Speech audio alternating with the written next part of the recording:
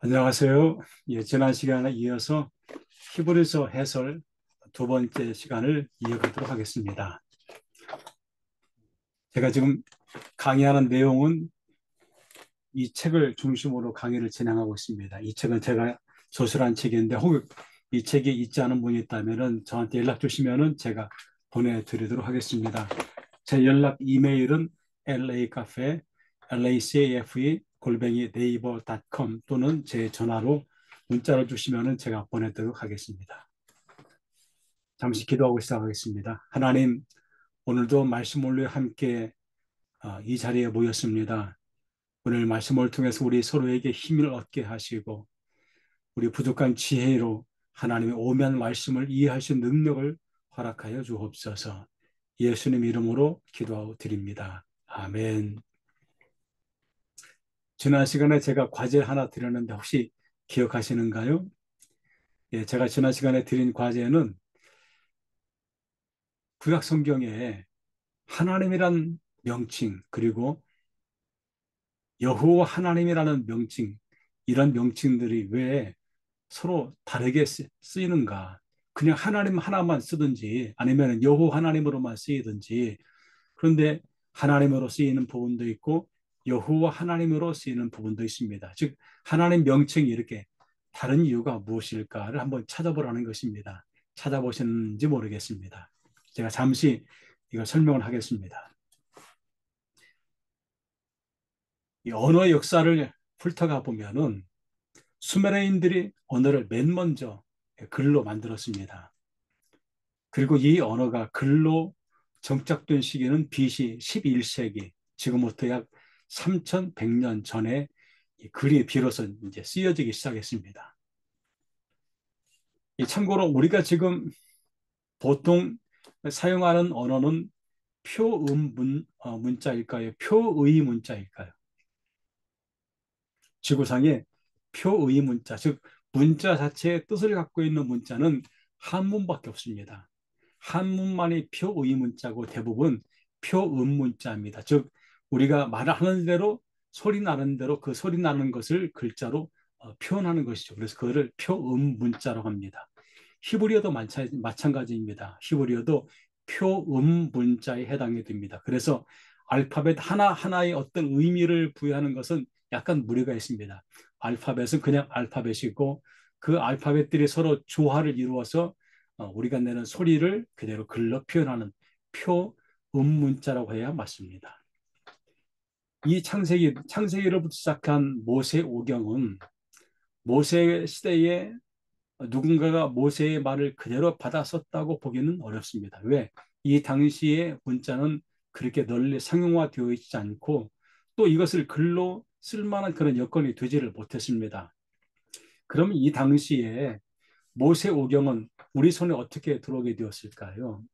오랜 시간 동안 구전을 거쳐왔습니다. 즉 모세를 통해서 들려주는 창세기, 출애굽기, 레위기, 민수기, 신명기 말씀들이 오랜 시간 동안 이 구전으로 전달이 되다가 어느 시기에 되었을 때, 즉 이거를 글로 작성해야만 되는 어떤 필요성, 상황 여건이 되었을 때 그때 이것을 문서로 기록하게 되는데, 그러면 이 모세오경이 한 번에 또 기록됐느냐? 그렇지도 않습니다. 왜?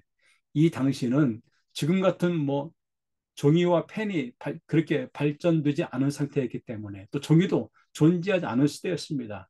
그리고 이걸 어디다 기록했느냐? 파피루스, 양피지, 양의 가죽이나 갈대를 엮어서 그 갈대 위에 이 문서를 기록하게 되었는데, 그러니까 양이 얼마나 많겠습니까? 그러다 보니까 창세기, 출애굽기, 레위기, 민수기, 신명기를 순차적으로 기록할 수가 있는 상황이 안 되었습니다. 만일 어떤 사람이 야 그거는 믿음이 없는 사람이다. 어떻게 말씀이 그렇게 순차적으로 기록되지 않았느냐라고 한다면은 이거는 조금 좁은 신앙의 모습이 아닐까 생각이 듭니다.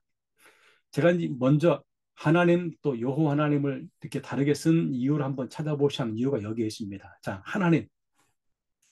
이 하나님이라는 명칭을 사용하는 사람들을 가리켜서 어, 엘로힘 문서를 쓰는 사람이다. 즉 하나님을 엘로힘이라는 히브리어로 사용하는데, 즉 하나님을 엘로힘으로 표현하는 이 사람들을 이 문서를 쓴 사람들이다. 그렇게 표현합니다. 그럼 이 문서는 언제 기록됐느냐?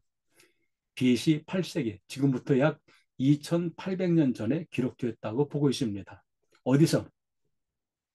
주로 북왕국 이스라엘의 에브라임 지파를 중심으로 기록된 말씀.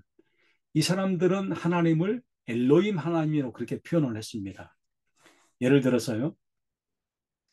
하나님이 태초에 천지를 창조하시니라. 여기서 이 하나님은 엘로힘 하나님입니다. 즉 하나님을 엘로힘으로 표현한 것이죠.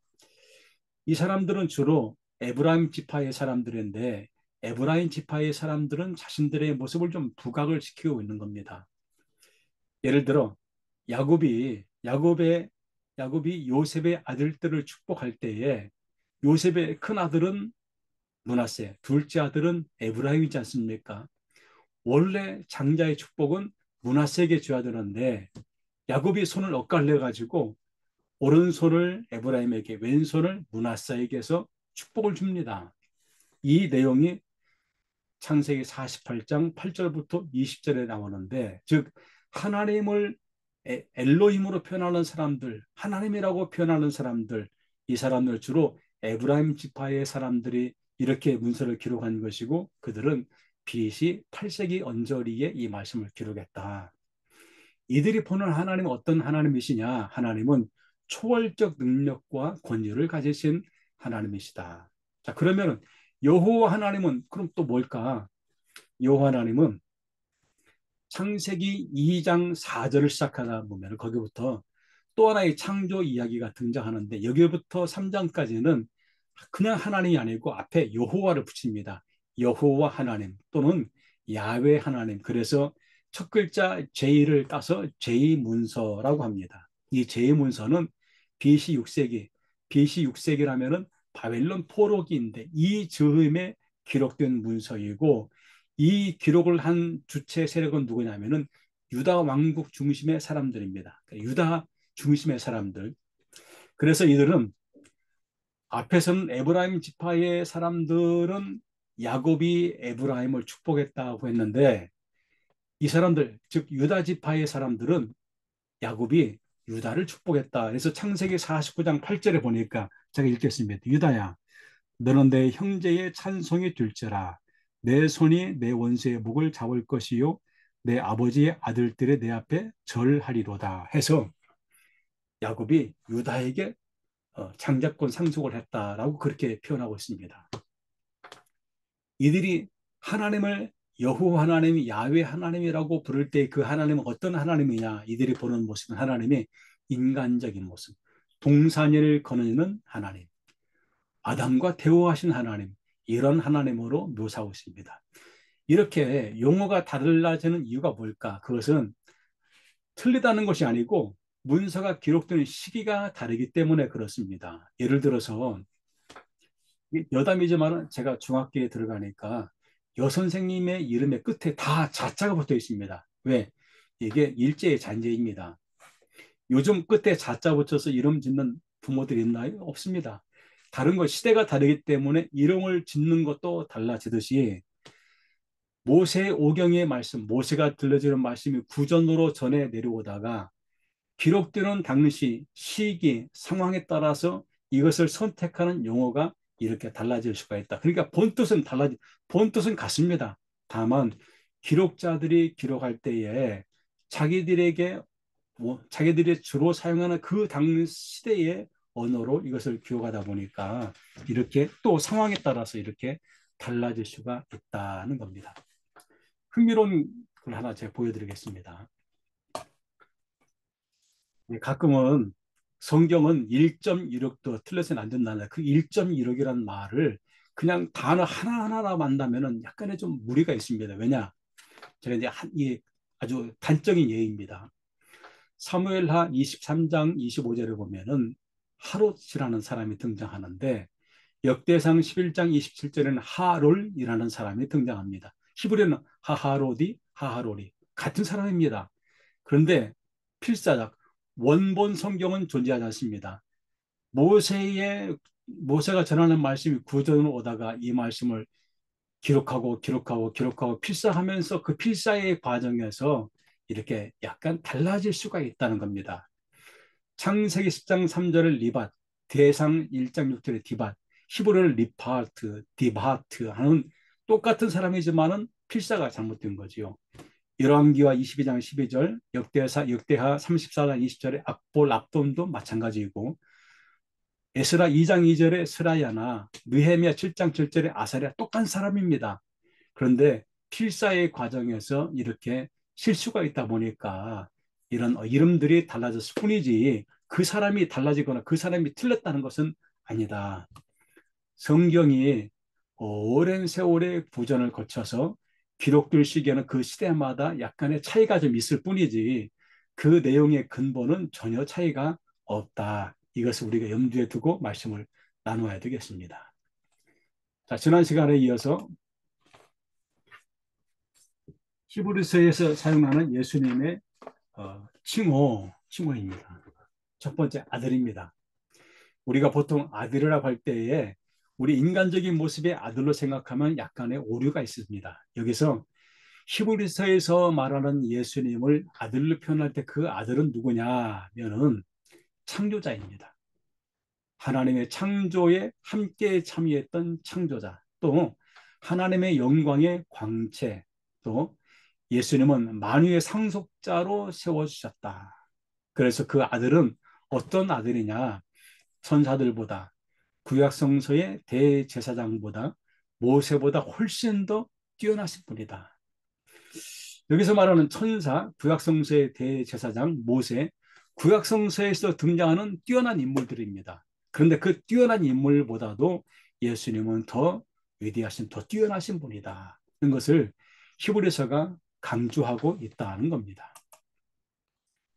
그 아들이 위치가 이렇다는 거예요. 아들의 위치가 천사, 대제사장, 모세보다 훨씬 더 능력 있고 훨씬 더 큰 권위를 가지신 분이라고 그렇게 표현하고 있습니다. 두 번째, 대제사장으로서의 예수님. 대제사장은 뭘 하는 분입니까? 구약 성서에 보면은 구약 성전에는 성소와 지성소가 있습니다. 제사는 어디서 드리죠? 지성소에서. 제사를 집례하는 사람 누구입니까?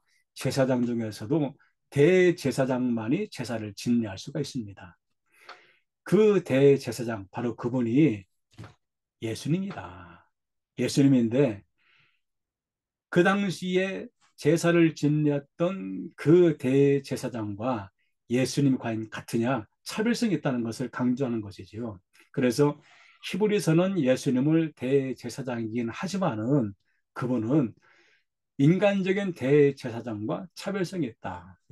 예수님의 역할, 속죄 역할이고 그분이 행하시는 또는 갖고 계시는 대제사장의 직분은 일시적이거나 또는 한정적인 거나 그것이 아니고 영원하다. 이 말은 구약시대의 대제사장은 살다가 그 사람이 죽으면 임기가 끝나는 겁니다. 그러면 새로 대제사장을 뽑게 되는 것이지요. 그러니까 대제사장이 영원하지 않고 계속 바뀝니다.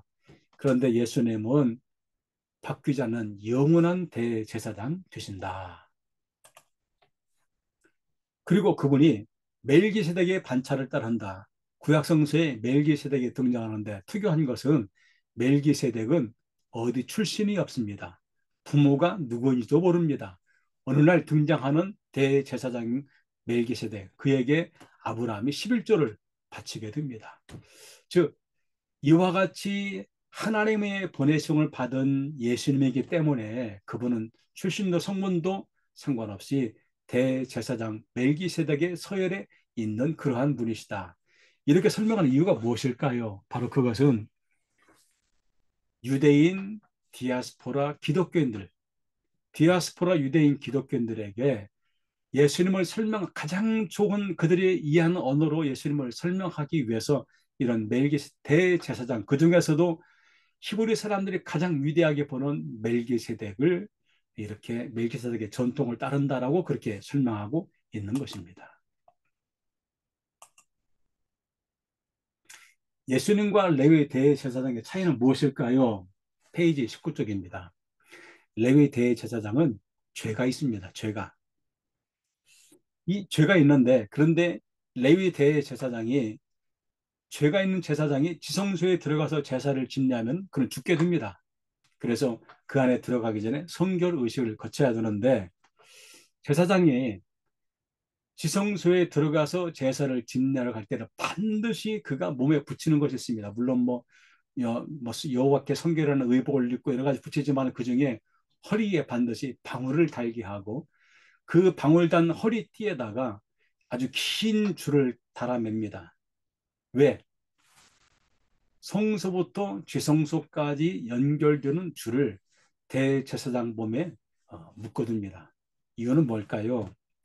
대제사장이 지성소 안에서 제사를 진례할 때에 딸랑딸랑딸랑 소리가 나면은 아직 살아있구나, 괜찮구나. 이거 만일에 방울 소리가 나지 않으면은 아이고 죽었구나. 그런데 죽은 대제사장을 데리고 나와야 되는데 그 안에 들어갈 수가 없는 겁니다. 그래서 대제사장을 들어가는 대신에 그 몸에 묶여 있는 밧줄로 잡아당겨서 끌어내는 겁니다. 이렇게 하는 이유가 뭘까요?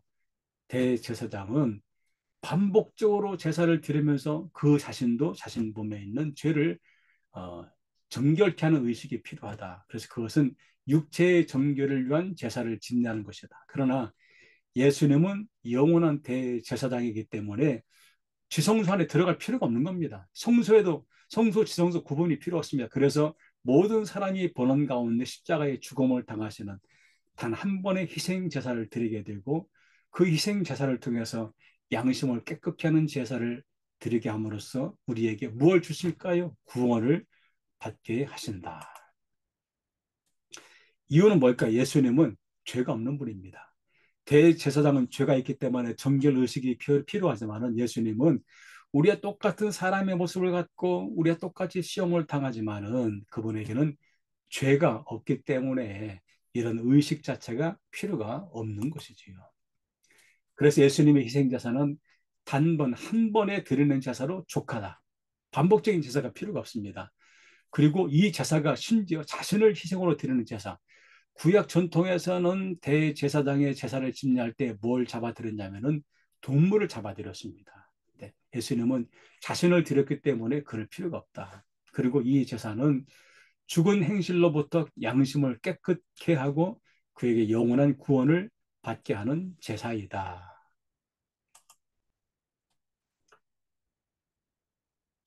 그러면은 레위 대제사장의 한계는 뭘까요? 한계. 그 한계는 레위 대제사장의 제사는 이 땅에서만 드려지는 겁니다. 지상의 성소에서만 그 임무를 수행하는 것이지 하나님 나라에서는 그 임무를 수행할 필요도 없고 할 이유도 없습니다. 그래서 지상에 사는 이 지성소에서의 제사 직무는 무형이고 그림자에 불과하다. 그리고 그 효력조차도 영원하지 않고 일시적이다. 그러니까 반복적으로 제사를 드려던 이유가 그 효력이 일시적이기 때문에 그렇습니다. 예수님은 예수님의 제사 집례는 하늘 지성소의 직무를 수행하고 있는 겁니다. 그래서 영원한 것이고 효력이 영원한 것이다. 또 하나님 보좌 우편에서 하나님 편에서 이루어지는 제사 집례이다. 예수님의 히브리 사람들이 세우는 장막은 영원하지 않습니다. 히브리 성전도 예루살렘 성전도 부서졌다, 세웠다, 부서졌다, 세웠다 했습니다. 그런데 예수님을 통해서 세우신 이 장막은 하나님이 세우신 장막이고 사람의 작품도 아니고 이것은 영적인 실체로서의 장막에 드리는 제사이다는 것을 히브리서가 강조합니다. 이렇게 예수님이 대제사장직의 유월성은 무엇이냐? 그분은 영원한 직분, 대제사장이 일시적이지도 않고 변개되지도 않고 영원한 직분. 그리고 이 제사는 다시 할 필요가 없습니다. 왜? 완전한 제사이기 때문에 그렇습니다. 히브리 사람들이 예루살렘 성전에서 계속 제사를 지내는 이유가 뭘까요? 완전하지 않기 때문에 그렇습니다. 그리고 예수님의 제사장 직분은 하늘 성소에서 섬기는 것이고 이분의 이 중보는 직접적인 중보로 이루어지는 것이다. 세 번째, 주로서 예수님입니다. 페이지 20쪽입니다.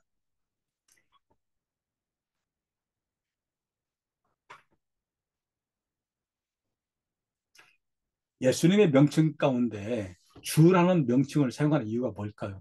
이 주라는 명칭은 예수님에게만 해당이 되는 것이 아니고 이 당시에 존칭의 언어로 일반 사람들 사이에서 일반 사회에서도 널리 사용되는 단어입니다.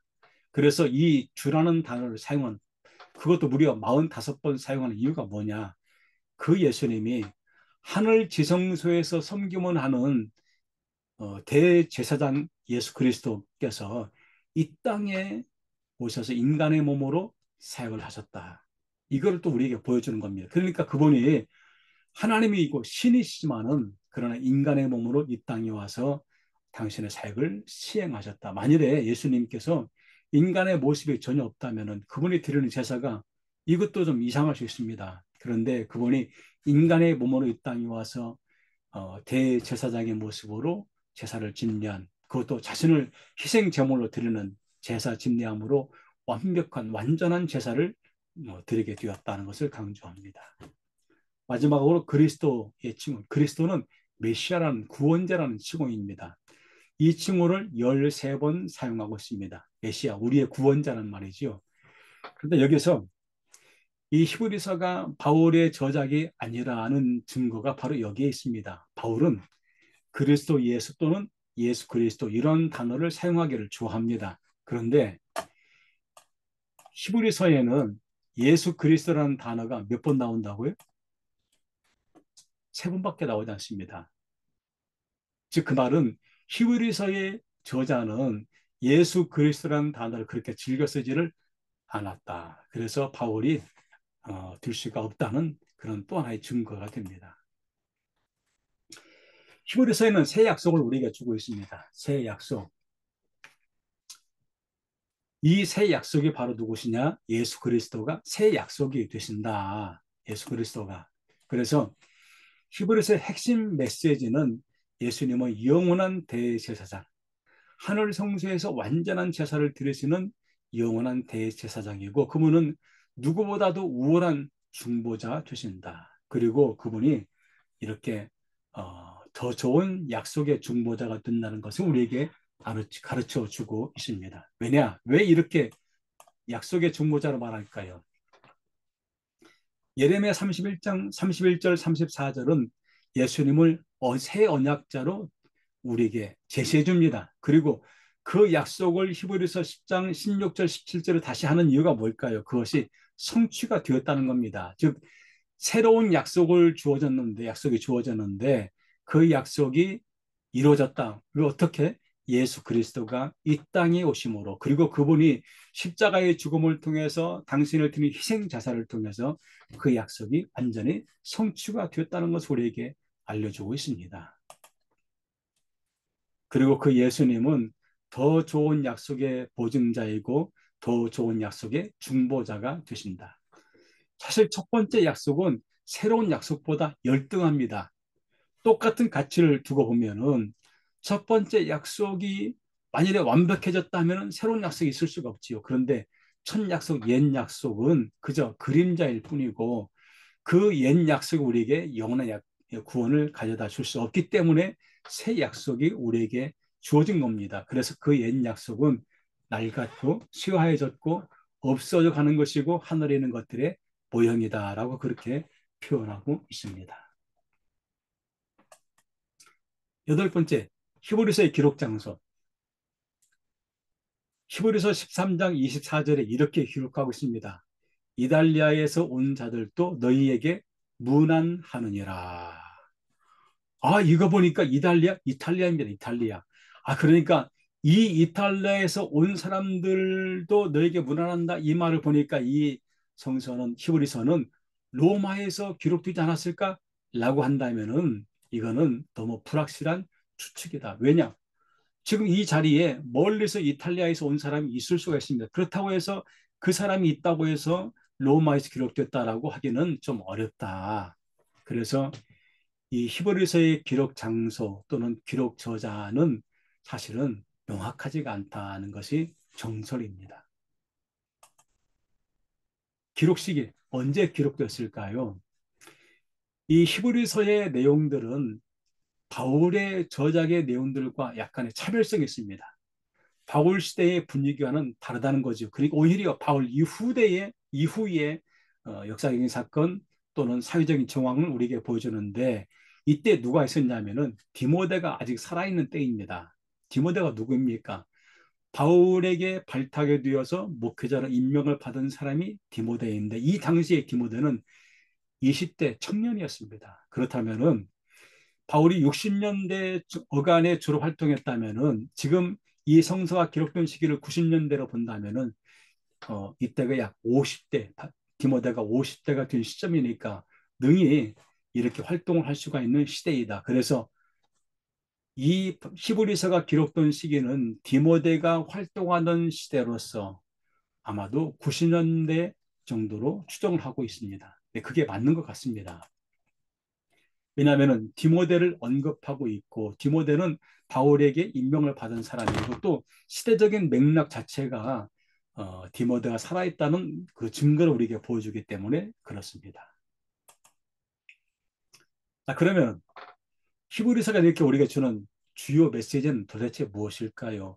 히브리서는 우리에게 어떤 메시지를 전달하고 싶을까요? 첫 번째는 우리가 믿는 그리스도는 이렇게 우월하신 분이다. 누구보다 천사들, 모세, 제사장보다도 훨씬 더 우월하신 분이다.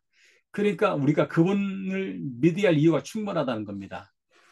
구약의 전통에서 히브리 사람들이 가장 존경하는 인물 지도자 모세입니다. 모세. 그런데 그 모세보다도 훨씬 더 위대하신 분이 바로 예수님이시다. 두 번째는 새 언약의 우월성을 말해줍니다. 과거의 언약들은 옛 언약이고 그림자이고 그런데 그 언약의 새 언약을 통해서 이제는 완전하게 성취가 되는 이 언약 이것이 훨씬 더 우리에게 중요하다. 그래서 우리에게 뭐가 필요할까요? 비록 우리가 아픔과 고난과 절망과 힘든 일도 있을지라도 우리 믿음을 굳건히 가지는 것 이것이 하나님이 가장 기뻐하시는 일이다. 그러면은 히브리서는 우리 시대와 약 2000년이라는 역사적인 간극이 있습니다. 또 지리적으로도 이거는 중동 중심의 상황이고 우리는 지금 이 아시아의 한국이라는 또 지리적인 차이도 있습니다. 역사적인 또는 시간적인 공간적인 이런 많은 차이에도 불구하고 사람 사는 데는 그렇게 차이가 없는 것 같습니다. 이 당시에도 질병이 있었고 아픔이 있었고 절망도 있고 실패도 있고 고난도 있고 기쁨도 있고 또 사람들 간의 다툼도 있고 이단도 있고 삼단도 있고 지금 우리에게도 우리 사회에도 얼마나 많은 이단들이 있습니까? 또 우리 신앙을 갉아먹는 많은 시험거리들, 질병, 고난, 고통, 실패, 좌절, 절망, 질병, 또 기쁨, 행복 이런 많은 것들은 결국에는 어, 인간 사는 사회에는 거의 유사하게 존재하고 있는데 이런 인간 사회에서 히브리서는 우리에게 무엇을 우리에게 전달하고 싶을까요? 그것은 우리의 삶이 그리스도 중심의 신앙을 철저하게 갖자. 그리스도 안에서 우리는 얼마든지 하나님께로 나아갈 수 있기 때문에 그리스도 중심의 신앙을 철저하게 갖자. 두 번째는 우리가 당하는 어떤 어려움 속에서도 우리가 믿음을 굳건히 지키고 우리 믿음을 이어가자. 왜? 그것이 최선의 길이기 때문에 그렇습니다. 그리고 우리가 믿는 주님은 우리가 믿을 만한 충분한 이유가 있기 때문에 우리가 그리스도를 믿고 나아가자. 그리고 더 중요한 게 하나가 있습니다. 교회는 그리스도 하나님과 내가 단독자로 만나는 것도 중요하지만은 우리가 공동체로 함께하는 것도 중요합니다. 그래서 교회는 한 사람의 교회를 이루지는 않습니다. 예수님도 두세 사람이 모이는 것에 내가 함께하겠다. 두세 사람, 두 사람, 세 사람만 모이라는 것이 아닌 것은 하나의 공동체를 의미하고 있는 겁니다. 그래서 교회는 공동체의 무리가 모이는 장소이지 나 혼자만 독불장군이 되어서는 안 되는 것입니다. 왜? 교회는 함께 살아가는 곳이기 때문에 그렇습니다. 바로 그것이 하나님 나라가 아닐까요? 오늘 여기까지 하겠습니다. 예, 다음 주에는 제2과 히브리서 본문 읽기를 이어가도록 하겠습니다. 감사합니다.